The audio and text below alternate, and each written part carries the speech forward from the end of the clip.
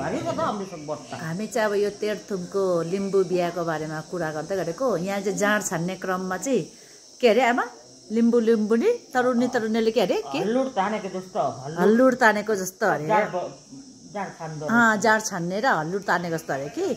अन्त त्यही आमाले भन्नुहुँदैछ त्यो त अब अहिलेको नानी बटारिएको हुन्छ नि त हल्लुड। ए हो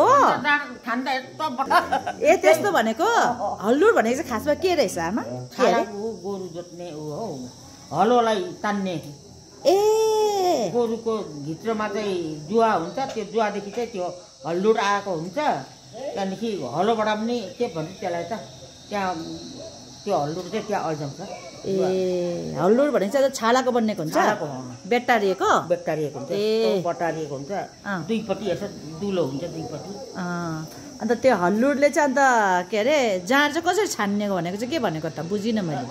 अब तर हल्लुड भएको छ भनेको नि अब हल्लुडको पनि त काम छ नि त। अन्त गोरु तान्ने, बारी जोत्ने हो, हलो तान्ने त हल्लुड हो नि त। हो त्यो काम गर्यो भनेको चाहिँ औरतहरूले दुईजना भएर चाहिँ यसरी माडेकोलाई चाहिँ त्यो हल्लुड जस्तो भनेको। हल्लुड उहिलेको जमाना चाहिँ केटाकेटी अरे नि त, केटा लिम्बुनी अरे हौ हल्लुड तानेको छ। यहाँनिर चाहिँ जाँड छानेको कस्तो मजाको देखाउँदै थियो कि। अन्त त्यो कता पो थियो त्यो जाँड चोयाको छप्पनी हो त्यो। ए हो चोयाको छप्पनी एकछिन है कता पो छ हेरौँ है कहाँ पो थियो त्यो हल्लुड तानेको जस्तो। यो है यो यो चाहिँ हल्लुड तानेको जस्तो उहिलेको लिम्बुनीले भन्दैछ नि त। जाँड यसरी छान्थ्यो अरे नि त। आमाले चाहिँ हेर्दै भन्नुहुँदैछ।